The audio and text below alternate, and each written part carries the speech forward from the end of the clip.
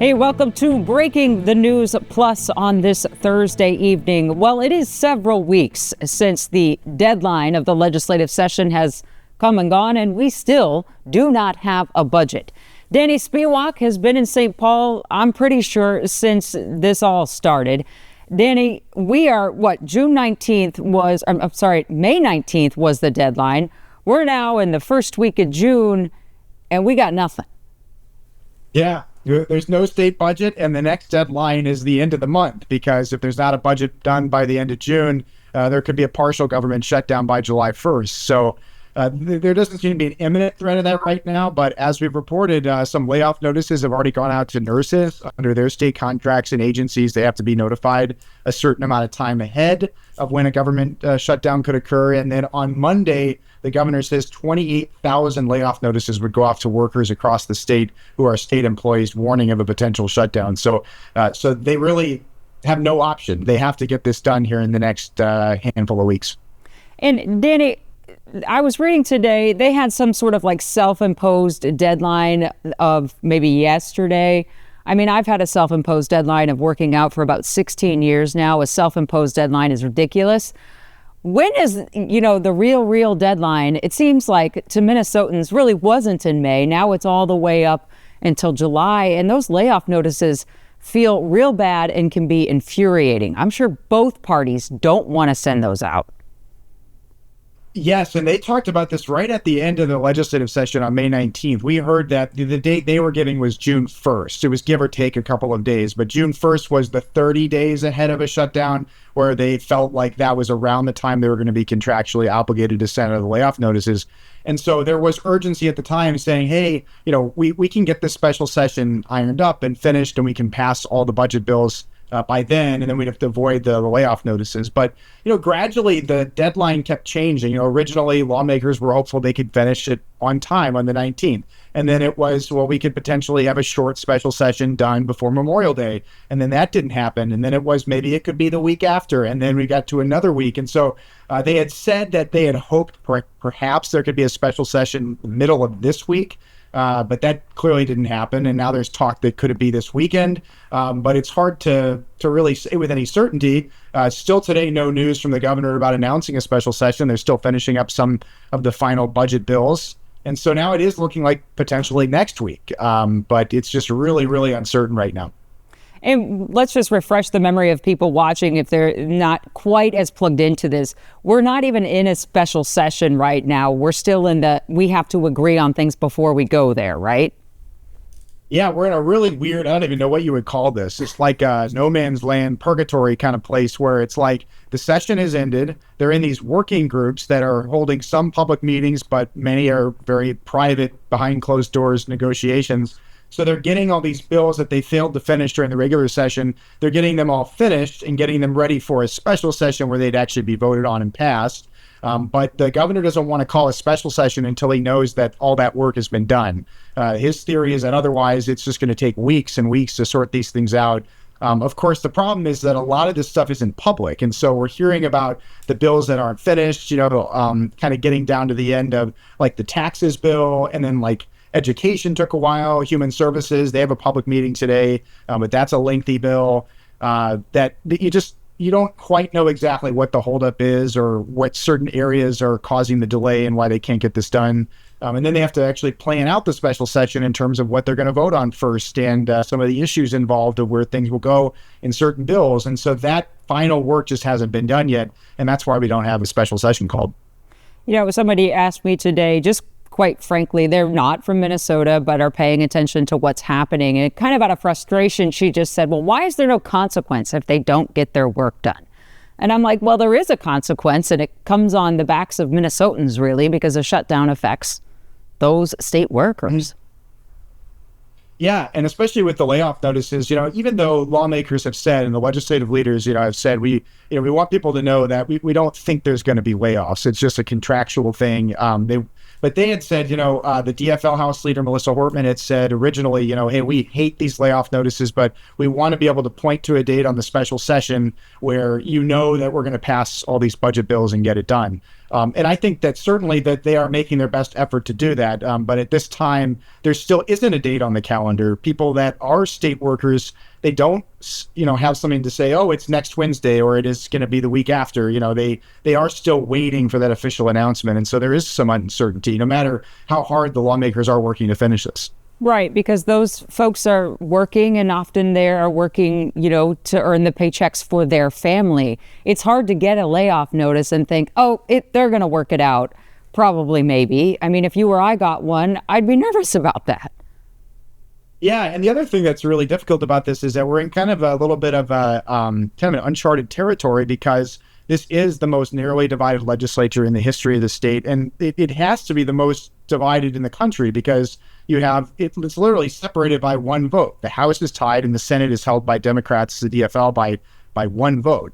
So it is split so evenly down the middle. And the governor has said this, and he's correct. It's almost like every single member of the legislature has a veto power, because if there's a bill that one member doesn't like, they could sink the whole thing. It's so fragile right now. The coalitions are so fragile that's making it really hard. So it is easy to sit back and be frustrated and say they can't do anything. They're incompetent. You kind of hear that sometimes from people that are talking about the lawmakers, but they are in a really difficult spot, and they are attempting to work together, but they are so narrowly divided that every single detail matters.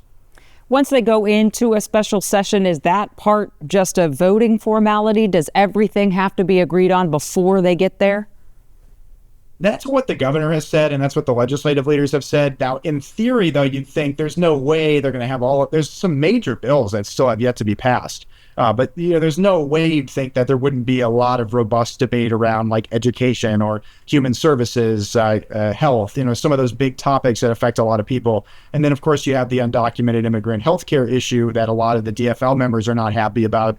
Still has yet to be decided if that's going to be included in a big spending bill on the budget or if it's going to be its own bill. But you'd have to think that will be a lot of debate. So even if the caucuses feel like they have the votes to pass everything and they don't think that's going to be an issue, it could still be a lengthy process in terms of the debate that could happen.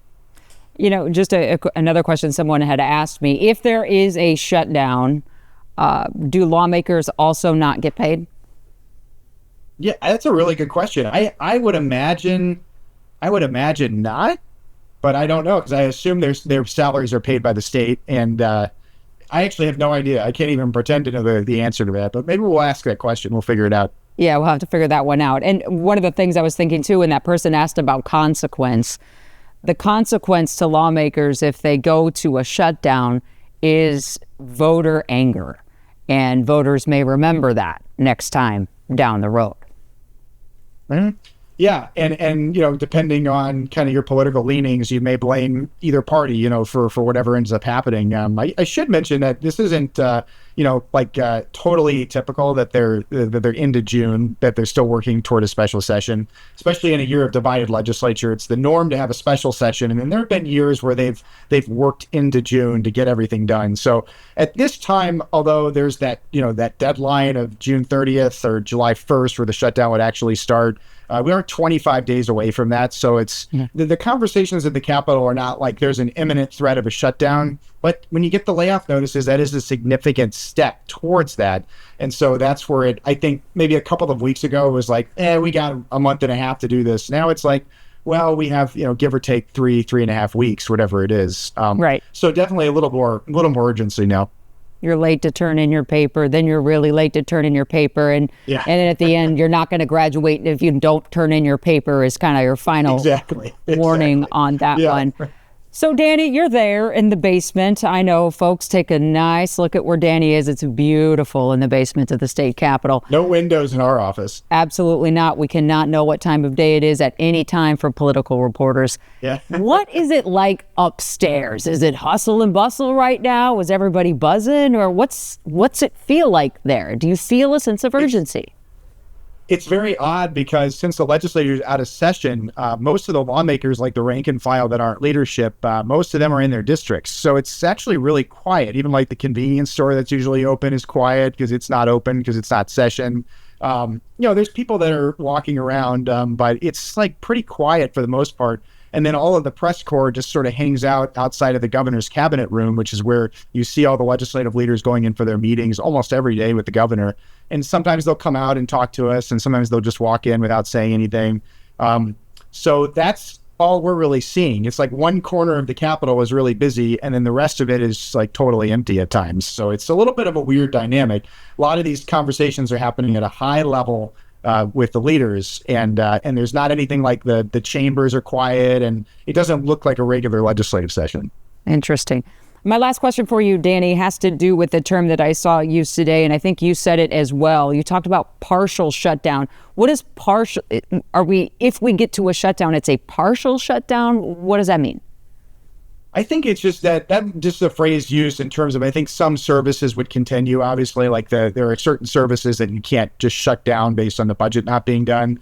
But without funding a lot of these major agencies, it's kind of like when you see like a government shutdown at the congressional level, similar to that, where a lot of these agencies, because they're not funded. The budget funds it for the next 2 years.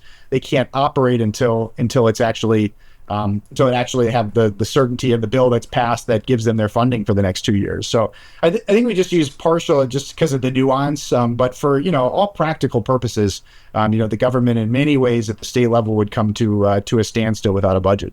And the two things that kind of are left to be determined to happen after the session. Number one, our governor decides, or if he's already decided, is going to let us know if he's running for governor again. So we find out his future plan perhaps in July. And number two, Senator Nicole Mitchell, the Democratic senator charged with felony burglary. That's been put on the back burner until the session officially ends, right? So would that criminal case pick back up? Yeah, if I remember the court ruling in that case, I think there was a certain amount of time after the end of the regular session on May 19th. At some point this summer, she would have her trial. So I haven't heard anything like it's going to start in the middle of this. I think it'll just be delayed. They gave enough of a buffer time that she can go on trial afterward. But that is interesting if you think about that, because we're so closely divided, and we've done all this reporting on the budget and how close we are. And then that trial could, that right after the session is going to be one where she's the swing vote. She's the one, if she were to, be convicted and have to lose her seat in the Senate, then there would be a special election. And then you're talking like, about the balance of power in the Senate and then the whole legislature, because the House is tied. So that'll be another political story to follow after we get through all this. Right. Reading the tea leaves here, Danny, your work is not done after it's over, following what the governor does, following what happens with Senator Mitchell if there's a special election, and then we'll start this whole fun game all over again. Yeah, and next year won't be a budget year, so maybe it won't be quite as hectic, but it's been interesting, lots of twists and turns. All right, Danny Spiewak at the Capitol today, keeping you informed about what is or is not happening at the state Capitol. We appreciate it, Danny. We'll check in another time. Thanks, Jen. Appreciate it. You bet. That's it for us on Breaking the News Plus. I knew I'd get it out eventually. See you next time.